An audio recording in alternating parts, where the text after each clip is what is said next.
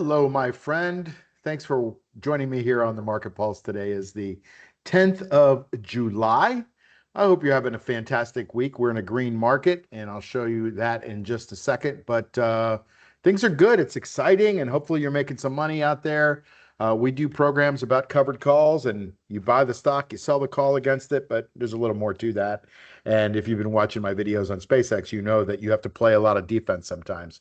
So you really need to know how to play defense before you get into covered calls.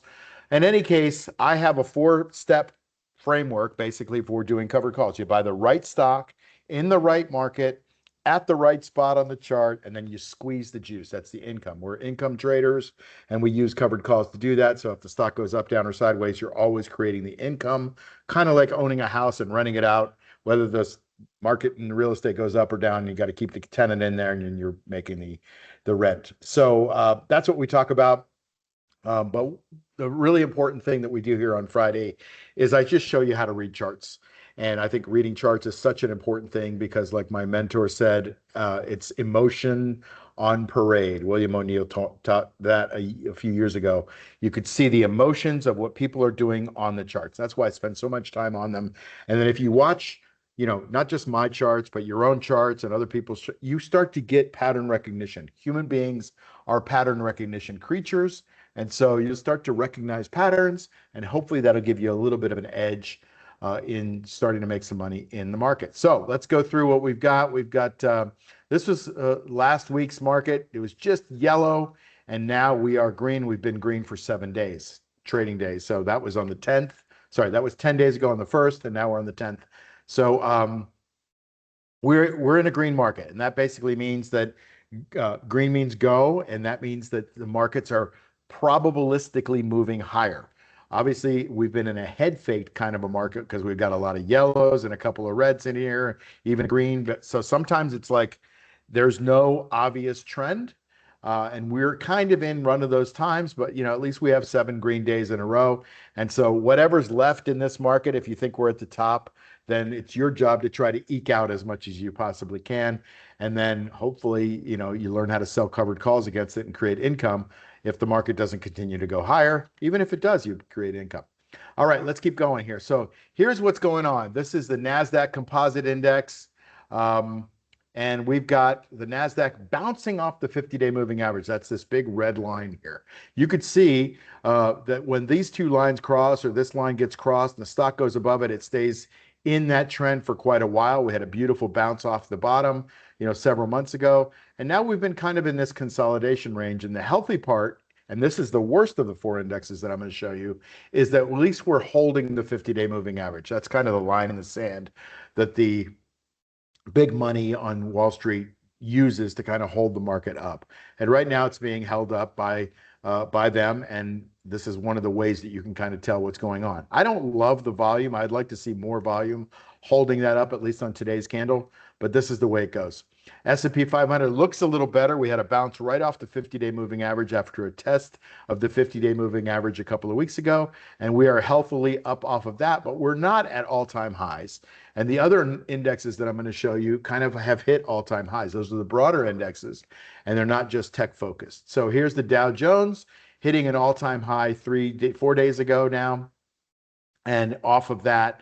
But all this action is happening on fairly low volume. Not so bad when you're up at all-time highs. And who'd have thunk here when we were sitting around in 2008 that we'd be talking about a market that's at 52,000 and change, right? It's just crazy.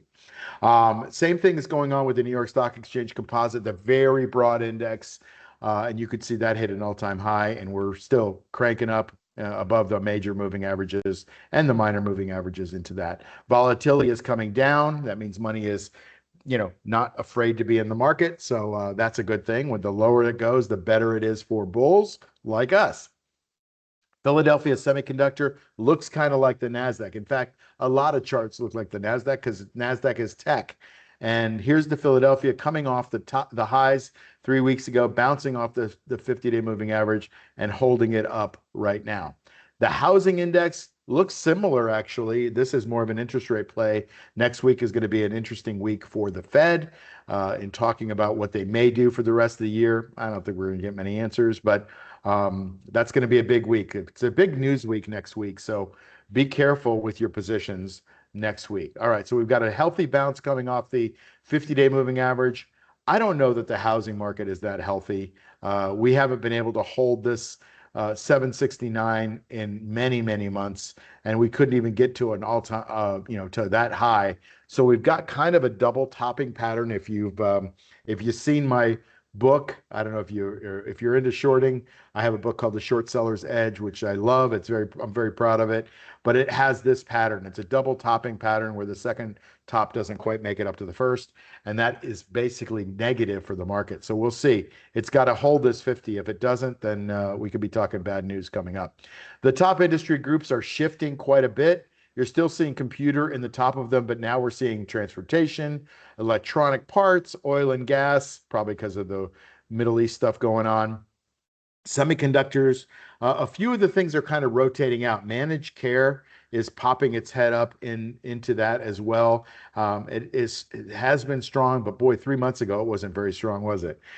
So some rotation going on in the top industry groups. The bottom industry groups, the worst industry right now is the gold and silver, and then computer software, as we know, because the AI play is not very good. Then leisure and retail and some of those other things are kind of telling us that the market is expecting more of a slowdown in the economy, although I'm not sure we see that yet. But those are the industry markers that are showing us the weakness in the market, and where they're weak. Apple is certainly not weak. It did a really good job of shaking me out, though. I was long this Apple a lot of this period of time, going up, and then it kind of gave some back, went to a kind of a yellow light, and then it had this candle, which scared the heck out of me. Gap down on volume, and then of course, wouldn't you know it, they must have been watching me trade because they drove it right back up. But I'm not here telling you that I'm a good stock predictor. I'm here telling you that I try to play probabilities, and the probabilities are when you get a candle that moves down, gaps down on high volume below the 50, you're generally going lower. It obviously didn't happen. It kind of happened down here. If you look at that. Anyway, not trying to be right. I'm just trying to be successful, and that is not a one-day trade. But anyway, Apple looks really good, right back up at the high, coming into earnings in a couple of weeks. So be careful about earnings on Apple because it could take it one way or the other. But generally, stocks move, especially Apple moves kind of higher into earnings. So we'll see if that happens. NVIDIA has been just a dog with some fleas lately, but over the last 4 or 5 days, you're seeing a reversal in the trend off the 200-day moving average. That's a healthy move for NVIDIA. It is still at the buy point, in the buy point zone here. You're seeing it right at the top of that. It needs to hold the 50-day moving average for it to move higher. Right now, it's in a downtrend. Is it going to change? I don't know. Everybody seems to think it is. We'll see. Right now, it's a really tough buy here, but you might want to pick up an early entry if you start your research on that. But we'll see. Anyway, this is not education. This is financial. This is financial education. It's not financial advice. So don't take anything I say for truth, because you have to do your own truth. All right.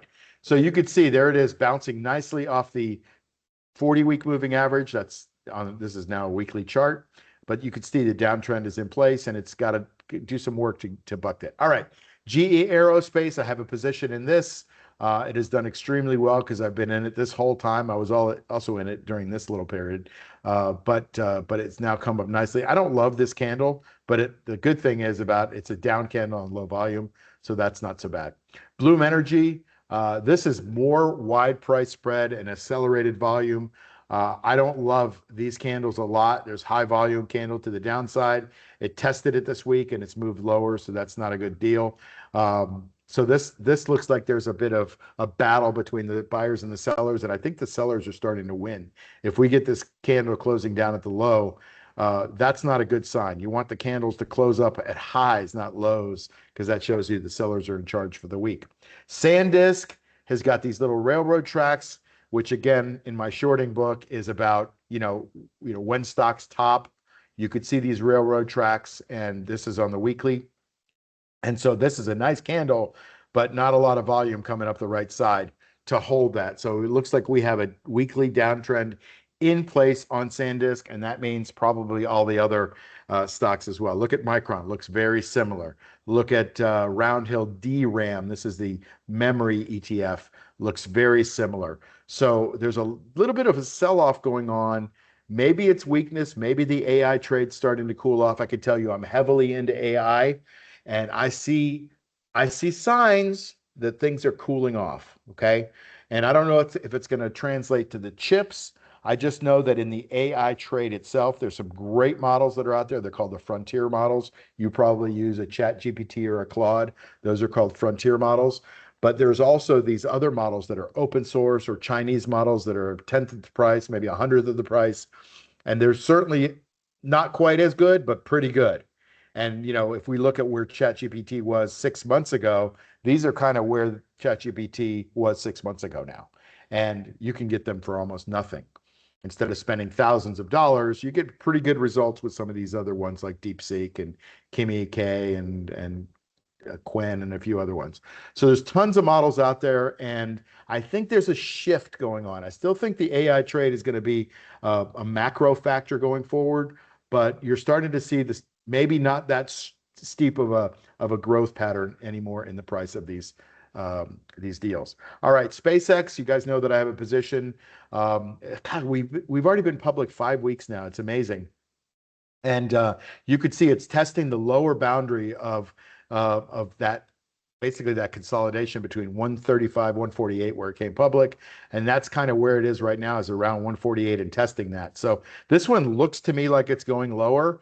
I can't tell exactly. I have a position in this, and if you've been watching the series I'm putting together on SpaceX, you can see these are the things that I'm doing. I bought, I sold the 170 strike price. I did the 155s. I moved to the 145s. Then I moved my base down, and I moved the 145s down to the 135s. So I've been playing defense on this. And fortunately, I'm not down. I'm down a little bit, but not down very much. And the stock is down a huge amount. So it's a testament to how good covered calls are, at least in playing defense. And then if the stock will just quit going down, it'll start to really bring in some nice juice because the volatility is high in it. Tesla, and I'll start wrapping up here, but Tesla, you could see pretty much flat, had this long downtrend. Now it's in a consolidation, trying to figure out what it wants to do. It needs some news, guys. It needs news from, Robotaxi or Optimus, which is their robots. It needs something. Right now, it's just, the news we had last week was it was selling a ton of cars. But that's not enough. It's not a car company anymore. So a lot of people know that, and they drove it up on the car news, and then they drove it back kind of down below where that was. United Healthcare Group has got a lot of work to do, but it is off of a nice bottom that it made a few months ago. And but it's just got all this selling to go through, right? See all this overhead supply. This is all high volume, huge candles on the downside, right? And so this is a tough one to buy, even though the relative strength rate lately is good. It's a chase at this point now. But a lot of people want to know what's going on in health, and health is starting to recover. It's in the number 7 out of 142, 145 groups. So that group is starting to recover. You just need a sustained, volume rebound in order to go against all this supply. Last one I'll do here is Axon. These guys make the tasers, and they make the cameras that are on the cops' outfits. And I think they're actually making these cameras that are going, taking pictures of your license plates and all that stuff. I'm not sure I like that idea, being watched all the time, but that's what Axon does. There's these things called flock cameras, and I think Axon is a competitor to that. And towns and municipalities, for some reason, are going to be spending money to watch more of you and me. And you can decide whether you like that or not. But Axon is something that's off the bottom. Not a lot of good relative strength on Axon. Here, you know what I'll do? I'll give you a stock to watch. Take a look at Qualys. This is coming up pretty intently off the bottom, and it's now in a buy zone. So you may want to start your research there and take a look at that. Really good earnings per share growth from 5 to 6 to 7 to 8 earnings per share. Growing. So that's what you want to see in a stock, especially one that sold off as precipitously as this one did. It went from 160 to 80, and now it's back to 160, a doubling again, right? So you're like, thanks, Mark. Why didn't you tell me about this at 80? Well, I don't pick bottoms. It's not my game. My game is to try to pick when stocks are going higher. and sell calls against them and make income every week, whether the stock goes higher, whether I'm right or not. Anyway, listen, thanks for being here. I always appreciate it. We are in a green market, but more importantly, I hope you have an awesome weekend and spend it with the people that you love. Thanks for joining me every Friday here on the Market Pulse, and I'll see you next time. Take care.